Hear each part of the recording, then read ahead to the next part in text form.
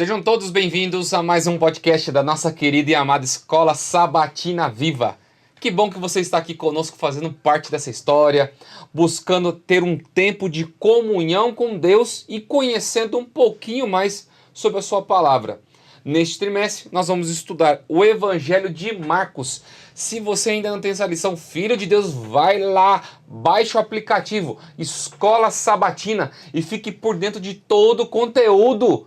Você não pode perder esse conteúdo para a tua vida. É enriquecedor e você tem a oportunidade de conhecer um pouco mais sobre esse evangelho maravilhoso, um evangelho de poder.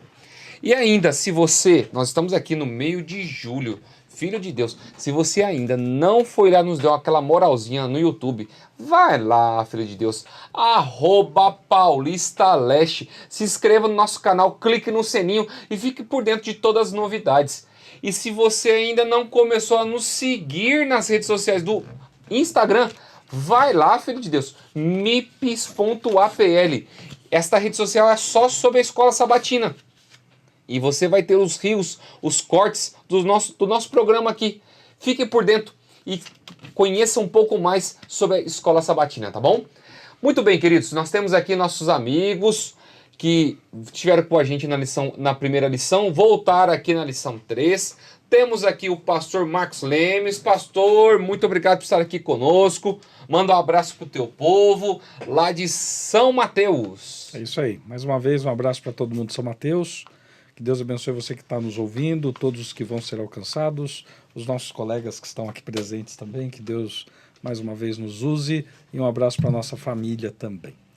Temos aqui a presença do pastor Giovanni Teodoro, lá do Jardim das Oliveiras. Muito obrigado, pastor, por estar aqui conosco. Mês de julho, um mês importante para a tua vida, né?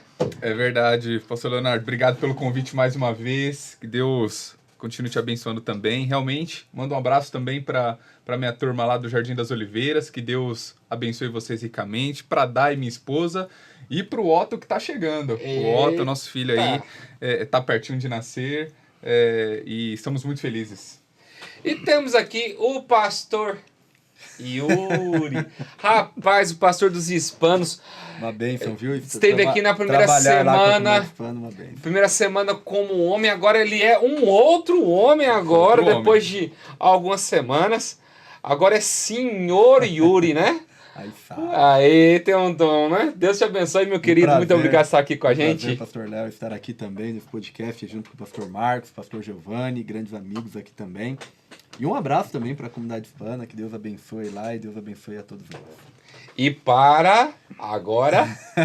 E para a esposa. Isso aí!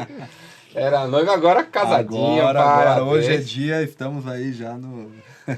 Casados, enfim, casados. Deus seja louvado. Viu? Deus abençoe muito essa união, viu, meu querido? Amém, amém. Vamos começar a lição 3, controvérsias. É um tema muito polêmico e nós vamos falar um pouquinho sobre isso. Pastor Giovanni, pode orar para nós nesse momento? Claro. Oremos. Santo Deus, é um privilégio neste dia estarmos juntos para estudar a Tua Palavra, refletirmos em verdades importantes acerca do Evangelho de Marcos. Pedimos que o Senhor nos direcione nesse momento, nos abençoe todos aqueles que estão nos acompanhando, onde estiverem. Que a Tua graça os alcance, que o Teu Espírito Santo esteja com todos nós, em nome de Jesus. Amém. Amém. Marcos capítulo 2, versos 27 e 28 diz: E Jesus acrescentou: O sábado foi estabelecido por causa do homem, e não o homem por causa do sábado. Assim o Filho do Homem é Senhor também do sábado. Marcos 2 conta a história do paralítico Cafarnaum, fala a respeito sobre a observância do sábado. Eu acho um capítulo muito interessante no Evangelho. E eu acho interessante Jesus falando, e Jesus, eu sou o Senhor do sábado. Jesus é o próprio sábado, né? Se nós formos analisar o contexto. Como que a gente pode pegar essa lição no contexto das controvérsias e ver que existem questões técnicas, o foco de Marcos agora nesse capítulo, que eu acho formidável. Como que a gente pode levar essa lição para os nossos professores? Eu vejo que Marcos aqui, ele está mostrando histórias de Jesus que falam sobre Jesus colocando a perspectiva da pregação do evangelho, do povo de Deus, na perspectiva correta e não da tradição. O título da lição é Controvérsias, mas é controvérsias para quem? Controvérsias para os líderes religiosos que queriam que a tradição estivesse acima da vontade de Deus. Controvérsias para pessoas hoje que usam isso como um artifício para burlar a lei de Deus ou a vontade de Deus. Mas para Jesus não havia controvérsia. Deus ele não entra em contradição consigo mesmo. Então, quando Jesus curou no sábado, ele estava apenas colocando, como diz aí um programa de rádio, o pingo no i. Quando Jesus estava falando sobre o jejum, a mesma coisa. E a própria prioridade que ele deu à pregação, coisa que muitas pessoas hoje também não entendem, ele estava fazendo a mesma coisa. Para ele não tinha controvérsia nenhuma. A controvérsia era para as pessoas daquela época que colocavam suas vontades, as tradições acima da vontade de Deus. Muito bem. Muito bem, aqui o verso para memorizar, né? O sábado foi estabelecido por causa do homem e não o homem por causa do sábado. Então já vem Jesus quebrando aqui paradigmas, né? Porque naquele tempo eles tinham ali, na tradição judaica, uma série de leis ali, centenas de leis a respeito do sábado, do que podia, do que não podia. Então Marcos ele já vem mostrando aqui exatamente que Jesus, ele é o Senhor do sábado. Então mostrando a humanidade de Jesus em salvar no dia de sábado, mostrando qual é o propósito do dia de sábado. O sábado ele tem de fato, desde sua origem, quando foi estabelecido e também quando ele é mostrado lá nos primeiros livros da Bíblia, Moisés ele mostra que o sábado ele tinha uma lembrança da criação, mas ele tinha também uma lembrança lá em Deuteronômio, mostra que em capítulo 5 ele mostra que o sábado é também um memorial da salvação. Porque Deus tirou o povo do Egito, tirou da escravidão para levar para uma terra prometida. Então isso não é algo novo, é algo bíblico, é algo que já estava enraizado no Antigo Testamento. E Marcos ele vem mostrar que Jesus ele vem ao nosso mundo e também ele se lembra do sábado e ele mostra que o sábado era um dia de salvação. Então essa é uma das ênfases aqui, né, mostrando a controvérsia na questão do sábado, como o sábado sendo um dia de salvação. E eu acho que hoje a gente pode também olhar para o sábado como um dia de salvação, e às vezes nós temos tantas programações na igreja, e às vezes reuniões e etc, e a gente esquece do propósito principal, que é o sábado como um dia de salvação. De visitar aquela pessoa que está enferma, de levar o evangelho para aquele que está doente, para aquele que perdeu um ente querido e etc. Então o sábado, Jesus ele mostra que o sábado, ele é o Senhor do sábado, e o sábado foi feito para nós, para que nós possamos descansar em Cristo e sermos salvos em Cristo Jesus também. É legal imaginar que Marcos ele está tentando aqui mostrar para sua audiência quem é Jesus. É isso que ele está tentando passar aqui nesse primeiro momento. E assim, ele utiliza elementos assim centrais da religião judaica, questão do jejum, do sábado, o perdão de pecados. Tudo isso é para mostrar a visão correta de Cristo. Tentando ali romper com certas tradições, com certos costumes que, de alguma maneira, queriam ofuscar o ministério de Cristo. Então, é interessante ver esses relatos aqui, não para exaltar apenas o conflito, Jesus veio para romper com costumes e tradições, mas para ver quem Jesus é, por meio daquilo que ele diz, por meio daquilo que ele faz e a sua forma de agir. É interessante porque quando a forma de agir de Cristo é totalmente diferente da forma do pensamento humano, a gente vai para, a partir de domingo, da cura do paralítico, né? Que eu acho muito interessante. Muitos sermões já foram aplicados a essa história, a importância disso, mas como o pastor Marcos disse, e você e os nossos amigos aqui também, Jesus ele veio para quebrar as tradições que estavam estabelecidas ali. As pessoas criaram tantas tradições a respeito sobre o que Deus pensa sobre o ser humano, que acabou se tornando impossível você adorar esse tipo de Deus, né? E uma delas era a questão das pessoas que eram paralíticas, que tinham enfermidades, que tinham algum tipo de deformidade no corpo, de que estavam sendo sentenciadas pelos seus pecados, que estavam vivendo uma consequência do pecado que os seus antepassados haviam feito e agora estavam sofrendo a consequência de tudo isso. E essa história de Marcos capítulo 2, eu acho ela fantástica, porque Jesus ali, ele demonstra uma das características da divindade, a onisciência, né? De saber ler até o pensamento daqueles fariseus, que eles estavam ali, e enxergar a fé das pessoas. Que lições que nós podemos tirar aqui de Marcos capítulo 2, que fala da cura do paralítico, carregado por amigos, que pode reforçar a vida espiritual dos nossos amigos que estão nos assistindo. O que a gente pode fazer de diferente? A gente pode ver aqui uma das coisas, é que primeiro todos tinham fé em Jesus. A audiência que o ouvia, é claro que existiam pessoas que estavam ali para criticá-lo, para achar algum erro. Mas a maioria das pessoas que o ouviam tinham fé.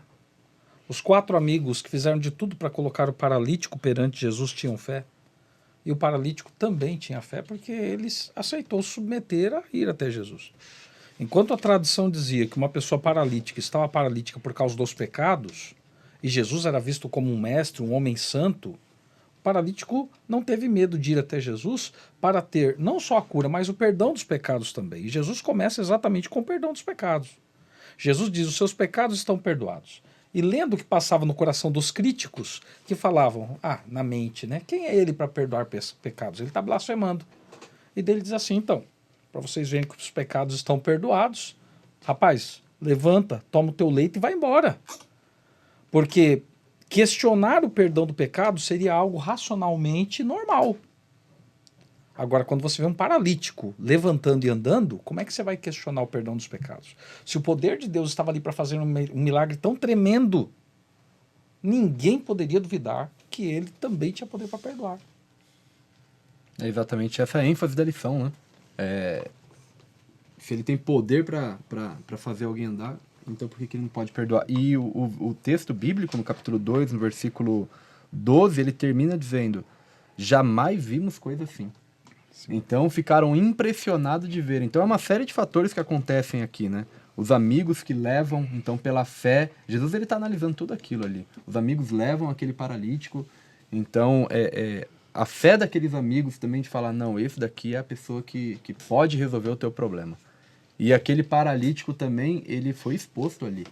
E ele não tem medo daquela exposição. Ele é levado naquele lugar e ele vai porque ele crê que aquilo ali pode ser a solução da vida dele. E de fato foi. Então, jamais vimos coisa assim. E Marcos, ele dá essa nota aqui no final do capítulo 2, aqui no versículo 12, no final dessa história do paralítico, dizendo isso, e é muito importante. Jamais vimos coisa assim. E se nós começarmos a andar com Deus, depositamos nossa vida a Deus, a Cristo, a cada dia, comunhão com Deus diária, nós também seremos testemunhas de falar assim: jamais vimos coisa assim aonde? Na minha própria vida também. Sim. Então, se eu entrego a minha vida a Cristo diariamente, e se o professor lá da escola sabatina, se o aluno, se todos nós aqui, todos os dias temos nosso alimento aqui por meio da Bíblia, jamais veremos coisas assim também. Vamos ver coisas como jamais havíamos visto antes em nossa vida também. É interessante perceber que há um contraste marcante entre os amigos daquele paralítico para com os líderes religiosos. Os amigos levam e fazem de tudo e mais um pouco para que ele pudesse ter ali o contato com Jesus e ser curado. Parece que os líderes religiosos queriam o contrário, desejavam pelo menos o contrário, de alguma forma. Isso é uma reflexão importante que todos que ocupam uma função de liderança, seja ela qual for na igreja, de que nós devemos ter: eu estou fazendo com que as pessoas se aproximem de Cristo ou não? Ou estou apenas criticando o que está acontecendo? Porque era o contraste. Enquanto alguns estavam fazendo todo o possível, eles estavam criticando. E essa postura deles, a gente pensa, não, o que eles poderiam estar fazendo naquele momento de diferente? Por que não? Imagine uma cena, aquele paralítico descendo e os líderes religiosos indo lá estender o braço para tentar, de alguma forma. N coisas eles poderiam estar fazendo naquele momento ali, mas estavam cegos. Eu até li recentemente uma história de uma empresa chinesa que ela criou uma arma que tinha o intuito de lançar um laser que pudesse, ao menos, atrapalhar a visão dos oponentes. O intuito dessa arma era para que eles pudessem atrapalhar a visão daqueles que estivessem mirando ou ali tentando atrapalhá-los. Por quê? Um soldado com uma visão ruim, tendo a visão atrapalhada, naturalmente ele é um soldado inútil na batalha. Então esse era o intuito. E assim, Satanás ele tem muitos meios de tentar atrapalhar a nossa visão, de perdermos os atos de Cristo sendo realizados em favor das pessoas. E isso é muito fácil acontecer com cada um de nós. É um risco para todos nós repetirmos o exemplo desses fariseus, de vermos manifestações divinas, vermos manifestações de Deus e às vezes ignorar, não fazer nada ou até mesmo atrapalhar. É uma advertência para nós, para todos nós. Ali naquela história você vê 3 grupos de pessoas, né? Você vê paralíticos, pessoas doentes, você vê as pessoas que estão acompanhando aquela situação, você vê críticos. A diferença é que as pessoas que estavam ali, muitas se converteram e começaram a viver ao lado de Cristo. E você vê também o 4º grupo de pessoas que são os carregadores de paralítico. O paralítico sai andando com os carregadores. Pessoas se convertem, mas fariseu não deixa de ser fariseu. Ou eu sou uma pessoa que auxilia, eu sou uma pessoa doente, ou estou ali para conhecer, ou você sempre é uma pessoa que vai estar ali para criticar. Agora, quem sou eu, né, nessa história, né? Porque às vezes nós olhamos diante de tudo isso, nós gostamos sempre de colocar tudo dentro de um pote só, falar assim, não, porque ninguém está prestando. Não é assim. Ou vivemos de tradições dentro da igreja que atrapalham pessoas serem conduzidas até Cristo. Às vezes nós atrapalhamos até aqueles que estão ajudando, porque o que importa é a minha opinião, né, o que tem que acontecer. E eu fico chateado às vezes de pensar que nós temos às vezes professores assim, nós temos alunos assim, temos líderes assim, que não buscam um chamado sincero no coração para servir a Cristo. Quando você vê na lição de segunda-feira, o chamado de Levi, que Marcos relata, de Mateus Levi, um cobrador de impostos. Na Mishnah fala ali que se os cobradores de impostos entrassem na sua casa, tudo que estava ali que ele andou, ele tocou, era considerado impuro. Agora imagine uma tradição dessa sendo colocada dentro da nossa cabeça. E nós colocando isso em prática de geração em geração. E aí de repente vem um homem enviado por Deus, Jesus. Gente, presta atenção, não é assim. O evangelho é do amor. O evangelho ele transforma, ele cura. E cada um vai ter um chamado individual para poder trabalhar. Como que esse chamado de Levi, a questão do jejum que é apresentado na parte de segunda-feira, dentre outras coisas, é algo extremamente relevante para a nossa vida, principalmente para as pessoas que estão desempenhando uma função dentro da igreja hoje. Como que a gente pode colocar em prática, pastor? Quando a gente olha para o caso de Mateus, a gente vê algo muito importante no seguinte aspecto. Mateus realmente era visto pelos líderes como um homem impuro. Mas Jesus veio para salvar os impuros. Porque ele disse, o Filho do Homem veio para buscar e salvar o perdido. Lá em Lucas 19, verso 10. Ele não veio para buscar aquele que se acha perfeito, santo. Santo que eu digo aqui no sentido de impecável, porque todos nós, de acordo com a Bíblia, somos santos. Todos nós somos nação santa. Povo de propriedade peculiar de Deus. Nós somos nação santa. Mateus, ele fazia parte da nação e ele queria não estar entre os perdidos, mas entre os salvos. Quando você olha, por exemplo, para a parábola de Lucas, capítulo 15, o capítulo das 3 parábolas, da ovelha perdida, da dracma e do filho pródigo, ali fala que 4 grupos de pessoas estavam presentes. Publicanos e pecadores para ouvir Jesus. Olha que interessante. Publicanos e pecadores para ouvir. Ou seja, eles queriam uma mudança de vida. Mas também estavam escribas e fariseus para criticar Jesus. Como líderes, nós temos que tomar cuidado para não sermos aqueles que estamos ouvindo para criticar. Porque como diz lá em Miqueias também, ele disse, misericórdia quer e não sacrifício. Às vezes a gente está muito preocupado com o quê? Com o formato religioso. Nós temos que estar preocupados com salvação de pessoas. Jesus aceitou Mateus e chamou Mateus para o rol dos discípulos porque ele estava preocupado com salvação de pessoas. E ele também queria ensinar uma lição para as pessoas de sua época e para nós hoje. Que ninguém está distante demais de Deus a ponto de não ser alcançado por ele. Aquele que era visto pela liderança como um homem distante, um imundo, um cão. E eu acho que cão, todo mundo aqui está entendendo o que estou querendo dizer, espero que o pessoal da internet também. Eles consideravam os gentios como cães, e o cão era um animal imundo para o judeu naquela época. Não era como a gente pega hoje o cachorrinho, beija, pet. abraça, o pet, não era isso. Era um animal imundo, algo asqueroso. Só que aquele que era considerado asqueroso pelos homens, inclusive líderes religiosos, ele era aceito no seio de Deus para ter uma obra maravilhosa como Mateus teve, porque Mateus escreveu o evangelho que é exatamente aquele voltado para os judeus. Voltado para aqueles que o consideravam como um impuro. Mas Jesus e o Espírito Santo usaram Mateus exatamente para ele mostrar para esse povo que Jesus era o Messias prometido. No Evangelho de Lucas existe um pouco mais de detalhe com relação a publicano. Lá no capítulo 3, se eu não me engano, de Lucas, fala que João Batista estava pregando e publicanos perguntam o que era necessário para ser salvo também. E aí ele diz, olha, não cobre mais do que é devido. Aqui nós vemos, por exemplo, a conversão aqui, ou o chamado de Levi, né, de Mateus, e quando ele é chamado, ele se levanta imediatamente e segue Jesus, né, e segue ali, se torna ali um seguidor.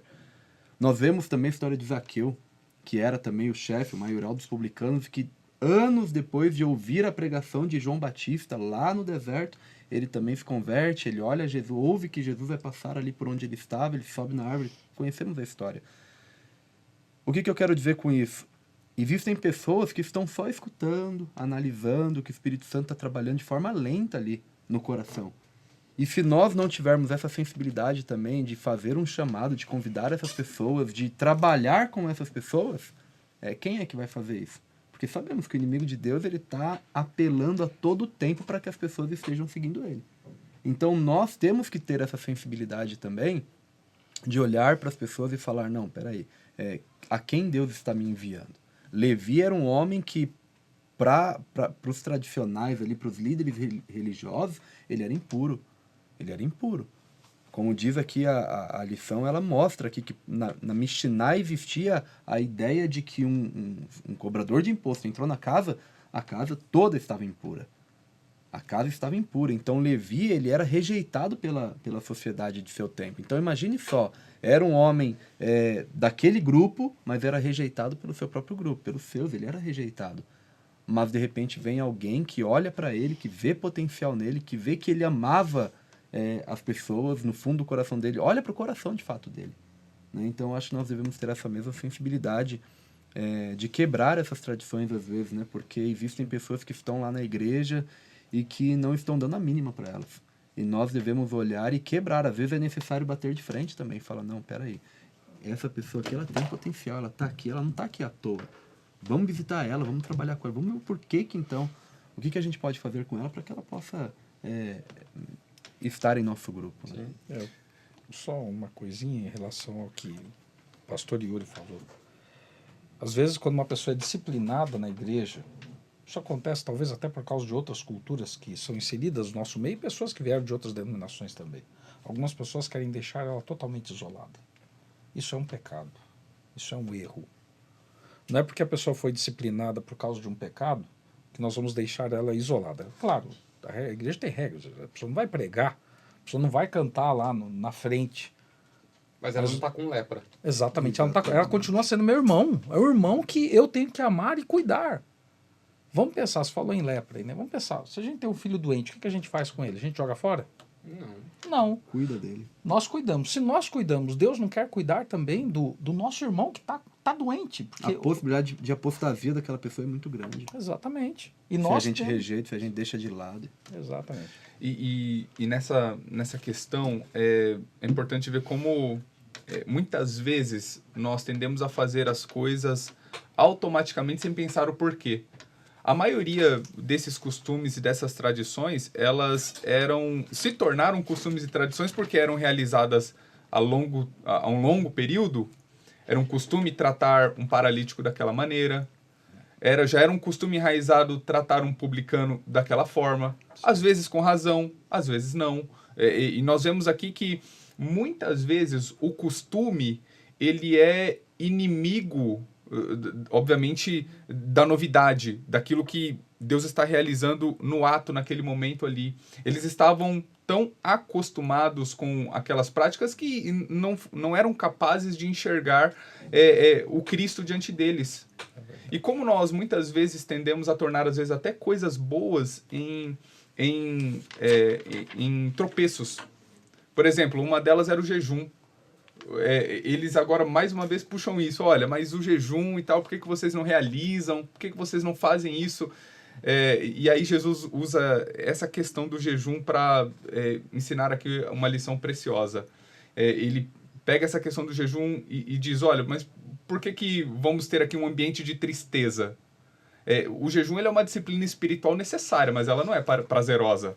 Sim. No jejum nós nos restringimos de alguma maneira, contra a tendência do excesso, que é o que o ser humano quer, em geral, se exceder. O jejum nos ensina a restrição necessária ali, mas é uma questão triste, e Cristo diz isso, olha, mas por que vamos nos entristecer jejuando, sendo que eu estou aqui diante de vocês? Agora não é momento de tristeza, eu estou aqui, eu cheguei, eu sou o Messias prometido, estou aqui diante de vocês, agora é um momento de alegria, agora é um momento de festa, agora é um momento de celebrarmos juntos aqui. Então, de alguma maneira, Jesus Cristo ele vem trazendo aqui agora uma nova visão para nos dar alegria e satisfação nele. Independentemente de costumes que vêm do passado. É hora da gente quebrar e experimentar um relacionamento que provoque alegria no nosso coração. É isso que ele quer para nós. E onde a gente entra no contexto, assim, existem muitos publicanos na vida hoje, né? Não são coletores de impostos, mas pessoas que nós consideramos que são impuras, às vezes. Os comportamentos que nós temos dentro da igreja, colocando seletividade em coisas que jamais deveríamos colocar. O próprio Paulo ele diz, Deus não faz acepção de pessoas. E às vezes nós começamos a seletivizar algumas coisas que não deveria ser do feitio humano, e muito menos de um cristão, de falar, não, você está bem, você não está, você está salvo, você está perdido. E é onde a gente entra no contexto da lição de terça-feira, que eu acho muito interessante. Os judeus ali haviam criado 39 formas de trabalho que eram proibidas no sábado. Aonde que Deus colocou que existiam 39? Que não é 38, não é 40, não é uma. Aí nós começamos a colocar as torás orais, que nós falamos lá no teológico, né? Lei de boca, falando coisa que Deus não falou. E aonde que nós entramos nisso? Jesus ele contestou os fariseus. Falou, não, isso não tá. Desde quando que pregar de gravata quer dizer que você tá certo e eu tô errado porque eu tô sem gravata? Sabe, são essas regras que nós colocamos, que é colocado em alguns lugares, que eu acho que nós teremos que parar para pensar. Os judeus achavam que foi um crime os discípulos terem colhido as espigas para poder comer no sábado. Jesus ter curado no sábado. Mas Jesus ele dá uma visão agora muito mais ampla. Como que a gente pode dar uma visão para os nossos professores? O conceito sobre a essência do sábado. E Jesus é o Senhor do sábado. Como que eu posso fazer o bem para as pessoas no sábado? Entendendo que o sábado ele serve para a nossa salvação. Ele não é o ponto da salvação, mas ele nos leva à salvação porque nós amamos a Cristo e quando amamos a Cristo, nós amamos as pessoas. Como que a gente pode fazer tudo isso? A questão do sábado aqui, tanto para alimentação quanto para a cura, mostra algumas coisas. Primeiro, se Jesus é o Senhor do sábado e ele permitiu que os discípulos se alimentassem e ele curou uma pessoa, é como ele mesmo disse, é lícito fazer o bem no sábado. Ou seja, é lícito se alimentar, é lícito ajudar as pessoas, ajudar os necessitados. A gente não pode ter uma visão estreita, sendo pior até do que os fariseus. Não criarmos 39 formas de trabalho proibidas, criando muito mais. Então nós temos que tomar cuidado com isso e temos que entender que quando Jesus veio, não podemos ir para um lado e dizer que ele aboliu. Ele não aboliu, mas ele veio trazer o real sentido do que deveria ser o sábado. O pastor Leonardo no começo falou até que Jesus é o nosso descanso, e ele é mesmo. O descanso pleno nós vamos ter só em Jesus. Enquanto estamos aqui, se estamos em Cristo, se temos uma verdadeira fé, a nossa fé é demonstrada através de uma mudança de vida. Essa mudança vai incluir o sábado. Agora, o sábado é o ponto da salvação? Não. Salvação é graça, Jesus. Agora, nós temos que ter equilíbrio quando vemos questões relacionadas ao sábado. Nem partir para um liberalismo exacerbado e nem partir para um extremismo que sufoque as pessoas. Não podemos jogar um peso sobre elas e também não podemos falar, faça o que você quiser. E nós temos que analisar pessoas e pessoas. Uma pessoa é aquela que conhece e outra é aquela que está chegando à igreja. A pessoa, por exemplo, outro dia uma pessoa me procurou perguntando se poderia ir de Uber para a igreja dia de sábado. Porque a pessoa considerava que era errado ir de Uber na igreja. Daí eu falei o seguinte para a pessoa, eu falei, ó, o seguinte, você chega lá na igreja, a luz está apagada ou acesa? Ah, está acesa. Como é que acende? Ah, aperta o interruptor, beleza, tá bom. Mas como é que a energia está chegando até nós? Porque tem alguém lá na hidrelétrica que está trabalhando. Eu querendo ou não, a pessoa vai trabalhar. E eu uso a luz, o microfone, a energia elétrica para pregar o evangelho. Eu moro longe da igreja. Não tem nenhuma igreja perto da minha casa. Porque São Mateus é um lugar assim, onde no meu distrito as igrejas estão distantes. Estão próximas. O que é mais útil? Eu sair de casa 1 hora antes, andar 3 quilômetros, chegar cansado e suado na igreja. Depois de uma semana de cansaço, às vezes dormir durante o culto, ou ir para a igreja de Uber ou de ônibus, descansado, prestar atenção no culto, ter um momento prazeroso. Daí a pessoa entendeu. Graças a Deus. A pessoa entendeu essa situação. E agora ela está indo de Uber na igreja. Mas às vezes nós queremos colocar regras, e ela perguntou isso para mim porque ela foi instigada por outras pessoas que falaram para ela, lá na igreja, que não seria correto vir de Uber, porque você está pagando, a pessoa está trabalhando para você. O rapaz do Uber vai trabalhar de qualquer forma. Ou no ônibus. Ou no ônibus, ou no metrô, ou no trem. Mas ali, no Uber, a gente tem uma vantagem. Você ainda pode testemunhar para a pessoa no dia de sábado. Você pode usar aquilo para fazer o bem também.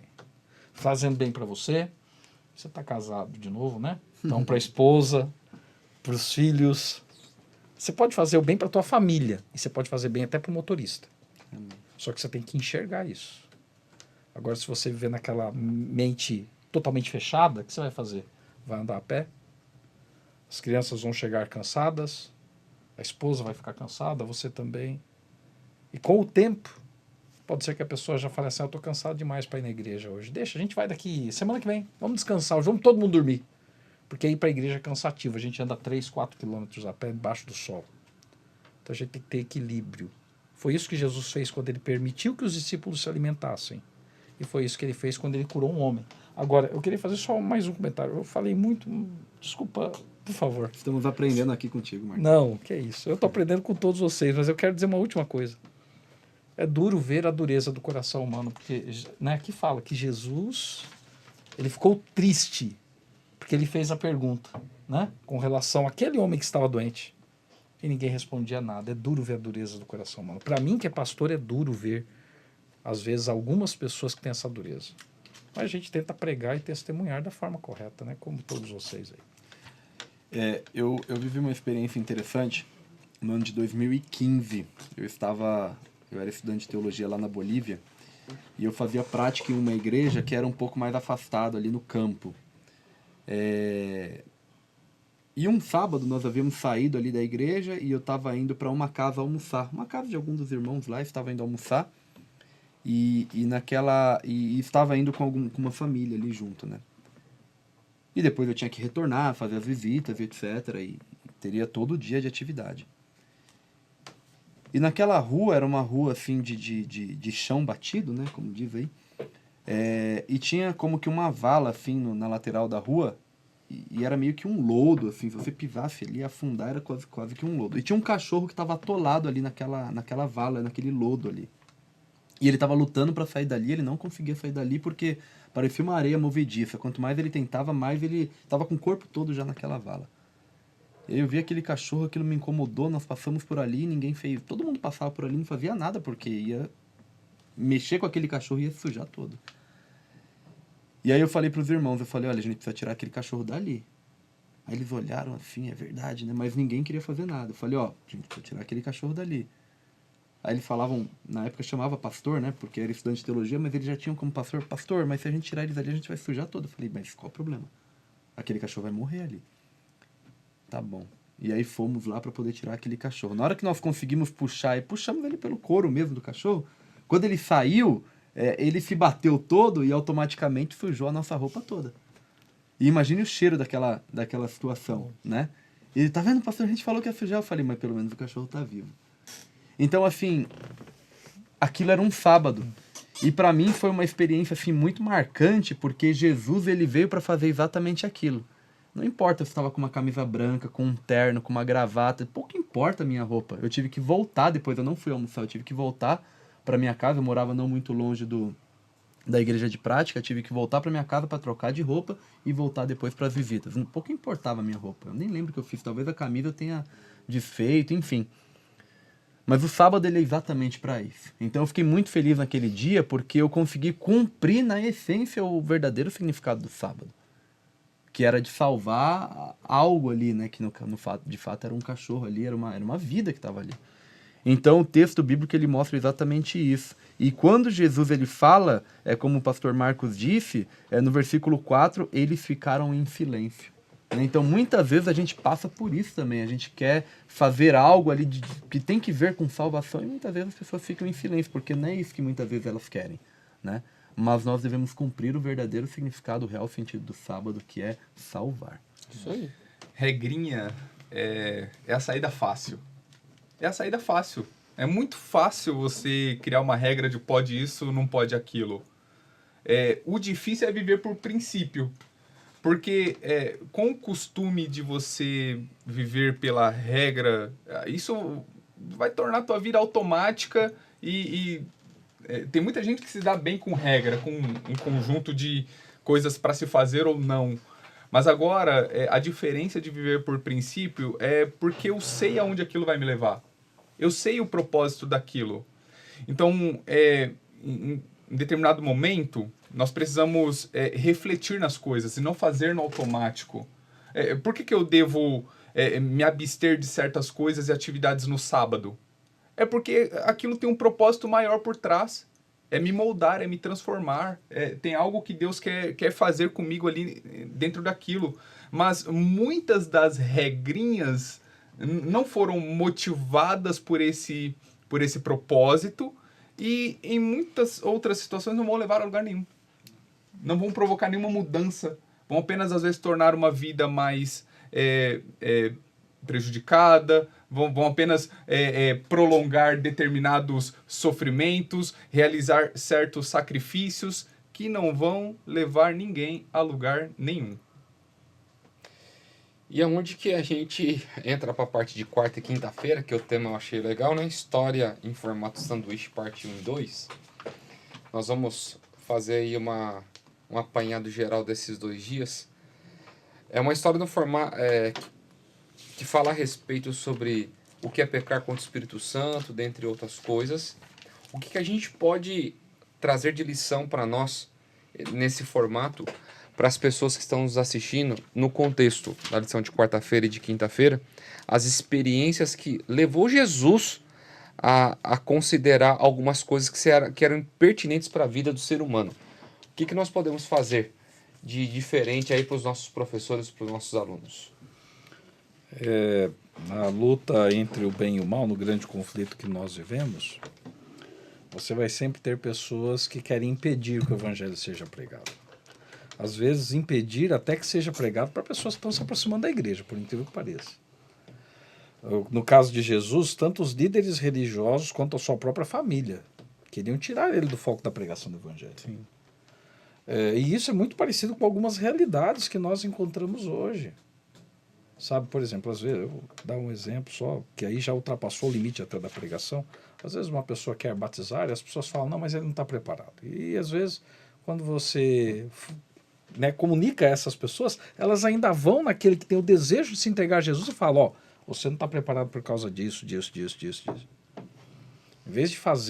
vez de se fazer a obra de Deus, está se fazendo a obra de Satanás. Mas Jesus foi acusado pelos líderes de estar tirando demônios em nome do Satanás. Só que, na realidade, quem estava sendo usado por Satanás não era ele, eram os líderes. Nós temos que cuidar muito com isso. Porque Satanás está sempre trabalhando e Deus quer que nós trabalhemos. E nada deve nos desviar do foco do trabalho. Um líder, se ele estiver sendo usado pelo diabo, ele não pode nos desviar, a gente tem que ter a compreensão espiritual para isso. Um familiar nosso não pode nos desviar. Nunca. Tem uma coisa que antes eu falava, hoje eu falo bem menos. Mas quando meu filho passou por várias cirurgias, 4 cirurgias, né? Eu falava às vezes para as pessoas assim, ó, meu filho está passando por cirurgia, minha esposa está lá com ele, Deus vai cuidar das minhas coisas e eu vou cuidar das coisas de Deus. Eu acho que essa é uma boa filosofia seguida, por quê? Porque foi a filosofia que Jesus seguiu. Ele cuidou dos negócios do seu pai. E as coisas dessa vida, elas iriam se encaminhar naturalmente, porque Deus está no comando de todas as coisas. Então, sobre o sanduíche aqui eu não vou falar, não. Deixo para o Yuri, deixo para o Giovanni. Mas, até porque eu estou muito gordinho, não quero falar disso. Deu fome. Mas, mas essa questão eu creio que é muito importante. E se nós deixamos de ouvir o plano de Deus para nós, deixamos de aplicar, isso também é parte do pecado contra o Espírito Santo. Deixarmos de fazer a obra de Deus por influência de pessoas. Enquanto Deus deve nortear a nossa vida. Ele mostra para nós o caminho e devemos seguir o caminho que ele mostra para nós. A técnica que é usada aqui, que ele diz, né, que é em formato de sanduíche, é a ideia de que ele começa falando de um tema, aquele tema ele é interrompido e depois ele volta com uma conclusão com aquele tema inicial novamente. E aqui nós vemos Jesus ele falando sobre a divisão, né, a dificuldade, os ruídos que existem muitas vezes para a pregação do evangelho. Às vezes o evangelho ele deixa de ser pregado, às vezes nós gastamos tempo, por exemplo, vamos usar como exemplo aqui uma reunião de igreja, uma comissão de igreja.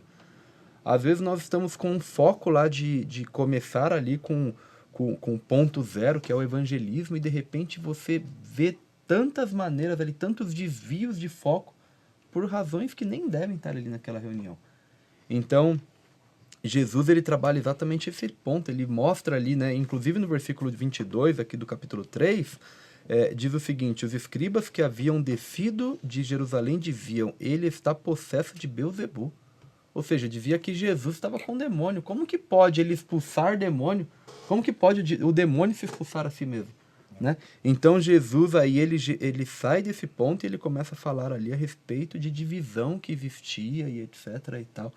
Então é a ideia de que Jesus queria mostrar para aqueles escribas ali, queria mostrar para aqueles homens, dar uma lição a eles, mostrar que eles deveriam trabalhar em união, e de fato ele estava trabalhando em nome de Satanás, ele estava trabalhando em nome de Deus, mas eles estavam cegos de enxergar esse ponto. Né? Os escribas acusam Jesus ali de operar pelo poder do diabo, algo meio ilógico, né? É um perigo que nós temos de interpretar os atos de Deus do jeito errado. O pastor Marcos usou o exemplo de candidatos que são levados ao batismo, o pastor Yuri de reuniões que realizamos com certa frequência. Tudo aquilo, toda a nossa prática diária, às vezes nós corremos o risco de enxergar do jeito errado, e isso é um perigo. Só que eles foram ainda mais além porque eles estavam rejeitando claramente, sem nenhum pudor, aquilo que Cristo estava fazendo, a obra de salvação. Isso é o pecado contra o Espírito Santo, é você rejeitar o trabalho de salvação em seu favor, de alguma maneira. E é um paralelo interessante isso, que Cristo até responde os escribas dizendo, olha, como é que um reino vai poder subsistir se ele estiver dividido? E é interessante que a família de Cristo estava dividida. A família de Cristo estava o rejeitando também.